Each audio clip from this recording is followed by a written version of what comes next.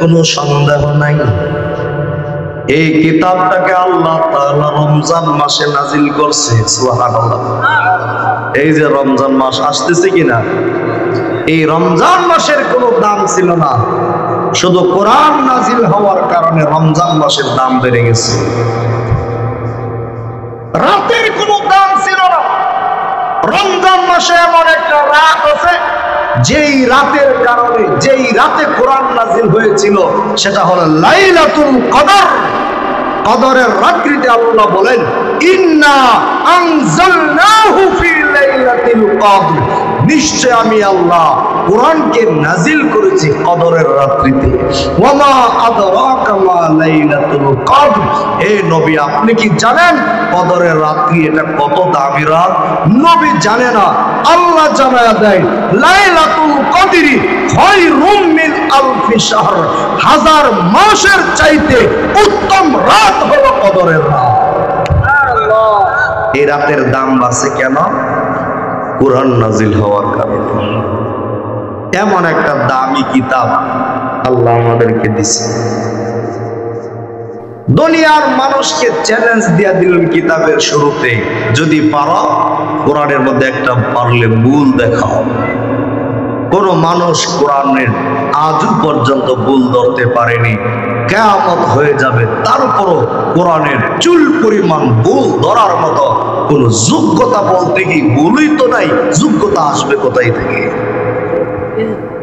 এই কোরআনকে স্তব্ধ করে দেওয়ার জন্য, এই কোরআনকে জমিন থেকে উঠা দেওয়ার জন্য আবু জাহেল, আবু লাহাব, উতবা, শাইবা, কাফের, বেঈমানরা কোন চেষ্টা করে নাই, বর্তমানেও সেই চেষ্টা এখনো আছে এই কোরআনকে জমিন থেকে উঠা দেওয়ার জন্য।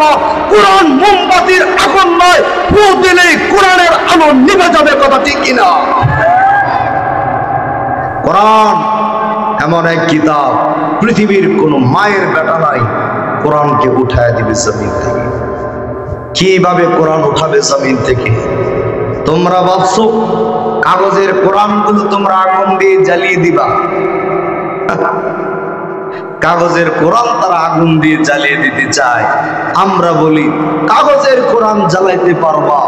আমরা তো এখন কাগজের কোরআনের উপর নির্ভর না। আমরা এই জমিনের মধ্যে বাংলাদেশে 10 লক্ষের উপর জিন্দা কোরআন তৈরি করেছি। তোমরা কাগজের কোরআন লাইব্রেরি থেকে পুড়ে দিতে পারো, কাগজের কোরআনকে জমিন থেকে পুড়ে ছাই বানিয়ে দিতে পারো, কিন্তু আমার সিনার মধ্যে যে 30 পারা কোরআন মুখস্থ, এটা পুরোটা কিভাবে? এই জমিনের মধ্যে কোন মায়ের বেটা নাই জমিন থেকে কোরআন উঠায় দেওয়ার। কারণ আমাদের বাংলাদেশে কয় লক্ষ জিন্দা কোরআন আছে? 10 লক্ষ। যারা কোরআনের হাফেজ তারা এক একটা জিন্দা কোরআন। তোমরা কাগজের কোরআন আগুন দিয়ে জ্বালিয়ে দিবা, কোনো টেনশন আমাদের নাই। কারণ আমরা তো জানি আমাদের হাফেজে কোরআন জমিনের মধ্যে আছে। একজন হাফেজে কোরআনকে বলবো তুমি তেলাওয়াত করো, আমরা লিখে দিই, সে তেলাওয়াত করবে, আমরা কাগজে কলমে লিখে দিই। ভারতবর্ষে ইংরেজরা হাজার হাজার মাদ্রাসা আগুন দিয়া জ্বালায়া দিছে, কোরআনের মাদ্রাসা। এক খ্রিস্টান লাইব্রেরি থেকে কোরআন শরীফগুলো কিনে কিনে আগুন দিয়া জ্বালায়া দেয়। একজন টুপিওয়ালা টাকা টাকা দেখে হাজার হাজার কোরআন শরীফ আগুন দিয়া জ্বালায়া দেয়। টুপিওয়ালা এসে ডাক দিয়া বলে, ওরে খ্রিস্টান তুমি কি করতেছো? আমি মুসলমানের কোরআন শরীফ গুলোকে লাইব্রেরি থেকে কিনা কিনা আগুন দিয়া জ্বালায়া দিতেছি। টুপিওয়ালা ডাক দিয়া বলে, ও খ্রিস্টানের বাচ্চা, লাইব্রেরি থেকে কাগজের কোরআন গুলো কিনা কিনা পুরা দিলে জমিন থেকে কোরআন তারা উঠাইতে পারবি না। কারণ এই জমিনের মধ্যে অনেক জায়গায় উলামায়ে কেরামের অধীনে হাজার হাজার জিন্দা কোরআন এই জমিনের মধ্যে তৈরি হইতেছে। খ্রিস্টান তো আশ্চর্য হয়ে গেল, আমি তো কোরআন বলতে একমাত্র কাগজের কোরআনই জানি, কাগজের কোরআন আমি জানি, জিন্দা কোরআনের নাম তো জিন্দেগিতে শুনি নাই। খ্রিস্টানের ভিতরে কৌতূহল জেগে গেল। খ্রিস্টান ডাক দিয়া বলে, এ ভাই, আমার জিন্দা কোরআন দেখাইতে পারবেন? আমার দিকে তাকায়, এদিকে কিচ্ছু নাই, বেটা ঠ্যাং মেলতেছে, এদিকে কিছু নাই, টাকা বরকত নষ্ট করে। এবার খ্রিস্টান কি বলল যে আমি জিন্দা কোরআন দেখতে চাই, আমারে দেখাও। তার ভিতরে কৌতূহল যাচ্ছে, সে তো ভাবছে কোরআন শরীফ বলতে কাগজের 30 পারা পড়া। এবার টুপিওয়ালা ডাক দিয়া বলে, ও খ্রিস্টান, চলো আমার সাথে চলো, তোমাকে আমি দেখা দেব কোন ফ্যাক্টরির মধ্যে জিন্দা কোরআন বানানো হয়। যাইতে যাইতে দিল্লি শাহের জামে মসজিদের নিচে একটা হেফজখানা খোলা। ওই হেফজখানার হাফেজ সাহেব হুজুরকে ডাক দিয়া বললেন, ও হাফেজ সাহেব হুজুর, আপনার মাদ্রাসার একটা ছাত্র দিয়া দেন, যে ছাত্র 30 পারা কোরআনের হাফেজ। হাফেজ সাহেব হুজুর এমন একটা ছাত্র দিয়া দিল, যেই ছাত্রটার বয়স মাত্র 9 বছর, ফুটফুটে সুন্দর, চেহারার মধ্যে কেমন জানি কোরআনের নূর চমকাইতেছে। সুবহানাল্লাহ। মাদ্রাসার হাফেজ সাহেব হুজুর এমন একজন ছাত্রকে দিয়ে দিছে, যে ছাত্রটা এমনিত একজন আল্লাহর ওলি, এমন কোন রাত নাই যে রাত সে তাহাজ্জুদ মিস করে। এই ছাত্রটারে না খ্রিস্টানের সামনে বসায়া দিল। ওরে খ্রিস্টান, ওই যে দেখো জিন্দা কোরআন। খ্রিস্টান এটা তো মানুষ, এটা তুমি চেহারাগত দিক দিয়া যদি মানুষ মনে করো, তারে মানুষই দেখা যায়, কিন্তু তারে স্টার দিয়া দেখো সে আস্থা একটা কোরআন। খ্রিস্টান তো আরো আশ্চর্য, ওই কি স্টার দিতাম, ওই স্টার দাও, বলো কোরআন তেলাওয়াত করতো। খ্রিস্টান তখন তার দিকে হতভম্ব হয়ে তাকিয়ে আছে। এই দিক দিয়া হুজুর ডাক দিয়া বললেন, জিন্দা কোরআন, তোমার ভিতরে যে কোরআন আছে এই কোরআনটা তুমি স্টার্ট করে দাও। তখন ছেলেটা তেলাওয়াত শুরু করলো, বিসমিল্লাহির রহমানির রহিম, আলহামদুলিল্লাহি রাব্বিল আলামিন, আর রহমানির রহিম, মালিকি ইয়াউমিদ্দিন, ইয়াকা না'বুদু ওয়া ইয়াকা নাস্তাঈন, ইহদিনাস সিরাতাল মুস্তাকিম, সিরাতাল লাযীনা আন'আমতা আলাইহিম গায়রিল মাগদুবি আলাইহিম ওয়ালাদ-দাল্লিন।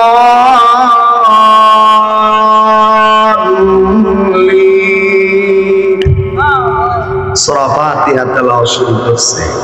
আমার তো সুর নাই, তার যে কি মধুর তেলাওয়াত, তার তেলাওয়াতে খ্রিস্টানের চোখের পানি দি, চোখের পলক দিয়া জর্জর করে পানি জমিনের মধ্যে গড়া গড়া পড়তেছে।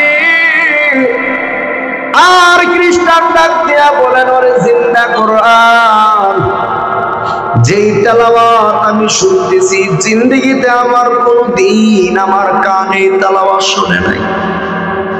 এত মধুর তেলাওয়াত তুমি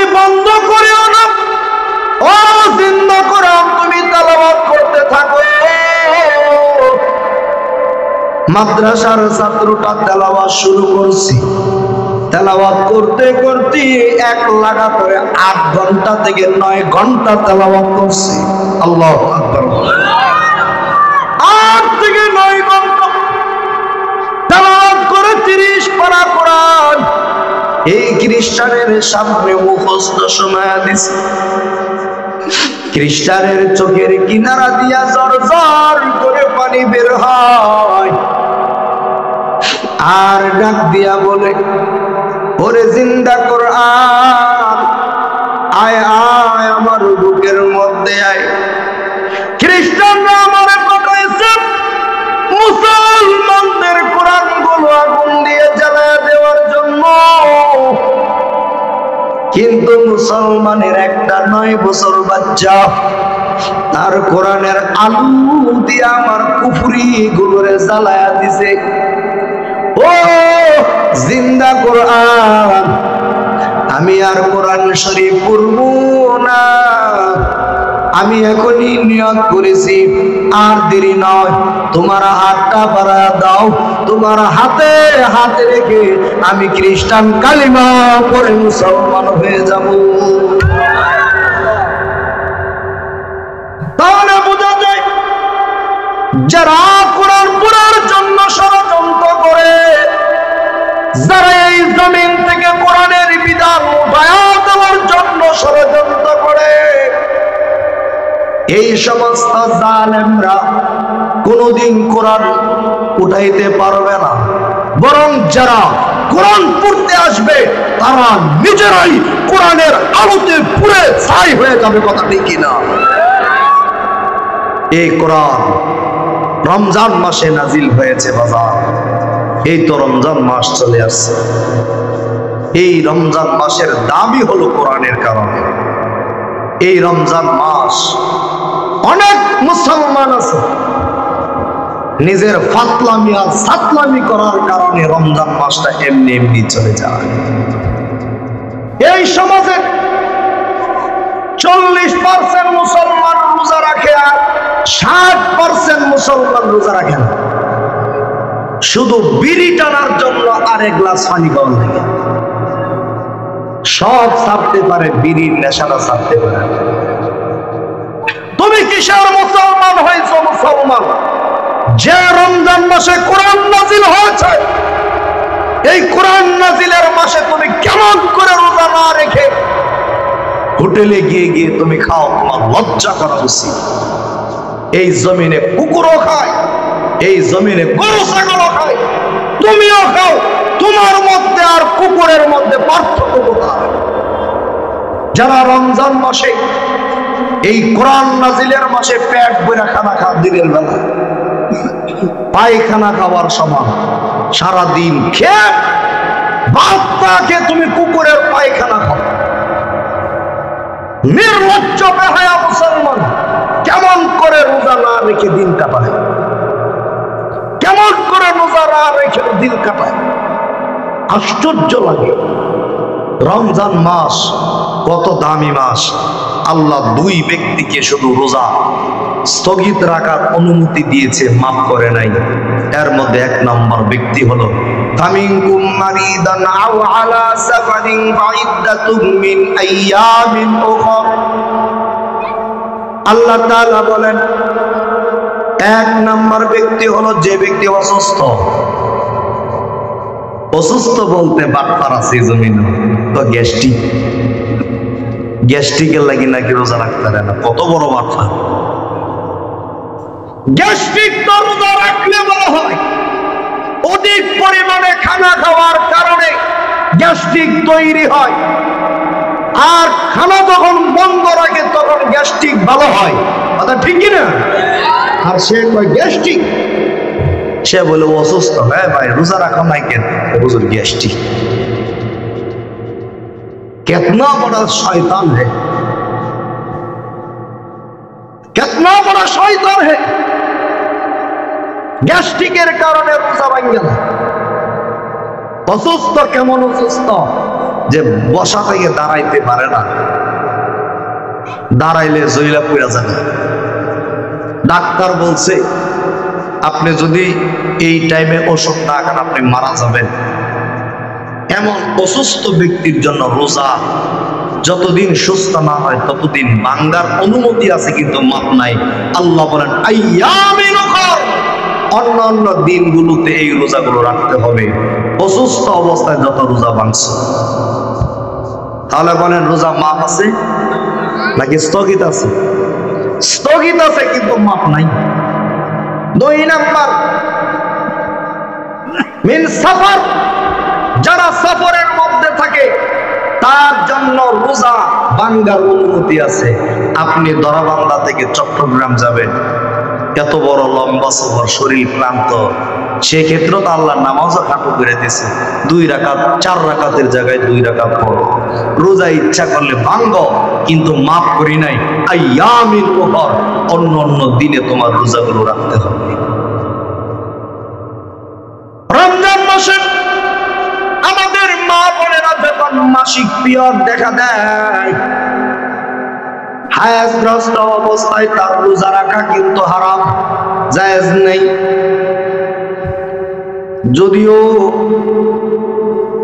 রমজান মাসে তার রোজা রাখা তার জন্য নিষেধ করা হয়েছে, কিন্তু আল্লাহ মাফ করে নাই। অন্যান্য মাসে রমজানের অসুস্থ থাকার কারণে, আয়াসগ্রস্তার কারণে যতগুলো রোজা ভাঙছি ততগুলো রোজা অন্য মাসে আদায় করতে হবে, আর পরম মাফ করে নাই। নামাজের ক্ষেত্রে অন্য মাসে যখন মা বোনেরা মাসিক সমস্যার মধ্যে সমস্যায় পড়ে যায়, যতটা ওয়াক্তের নামাজ ভাঙ্গে এই নামাজ কিন্তু আর পড়তে হয় না। কিন্তু রমজান মাসের রোজাটা কত কঠিন এক বিধান। এই মহিলা জগৎ, তুমি হায়াতগ্রস্ত হয়ে গেছো, আমি আল্লাহ তোমার রোজা ভাঙ্গার অনুমতি দিয়ে দিলাম, কিন্তু মাফ করি নাই আইয়ামিন উখর। অন্যান্য মাসে, রমজান মাসে যতটা রোজা ভঙ্গ হয়ে গেছে, অন্যান্য মাসে ততটা রোজা তোমাকে আদায় করতে হবে। রমজান মাস কত একটা দামি মাস। ও মুসলমানের দল, মুসলমানের জন্য বোনাসের মাস হলো রমজানের মাস। কেমন দামি মাস! রমজান মাসে যদি কোরআন শরীফের একটা হরফ উচ্চারণ করে তার আমল নামায় 700 নেকি দিয়ে আল্লাহ ভরপুর করে দেয়। 30 পারা কোরআন তেলাওয়াত করলে 700 কোরআন খতম করার সব আল্লাহ বান্দার আমল নামায় লিপিবদ্ধ করে দেয়। কত কপাল পোড়া আছে এই জমিনে, কোরআন শরীফ দেখা দেখা পড়তে পারে, কিন্তু কোরআন শরীফটাতে সুইকেসের ভিতরে থুইয়া দিছে, পালকির মধ্যে থুই দিয়েছে, এখান থেকে আর নামায়না কোরআন শরীফে স্পর্শ করে না। কোরআন শরীফ না পড়তে পড়তে অনেক কপাল পোড়া কোরআন শরীফ ভুলে গেছে। আগের যুগের মা বোনরা প্রতি রমজানে 2-3টা খতম দিত, এখন একটা খতমও দেয় না। খতম দিবে কোন সময়? মোবাইল টিপাই কলকাতা। খতম দিবে কোন সময়? জামাই বিদেশ থেকে তার সাথে ফোনে কথা বলতে বলতে দিন কাটায় দেয়। কোরআন খতম দিবে কোন সময়? টিভি দেখতে দেখতে তার সময় কাটে না। কোরআন খতম দিবে কোন সময়? এই জাতির অধঃপতন শুরু হয়ে গেছে। আগে ফজরের সময় যখন আমরা ছোট সময় মসজিদে যাইতাম, ঘরে ঘরে গুন গুন কোরআন তেলাওয়াতের মা বোনদের আওয়াজ শুনতে পাইতাম।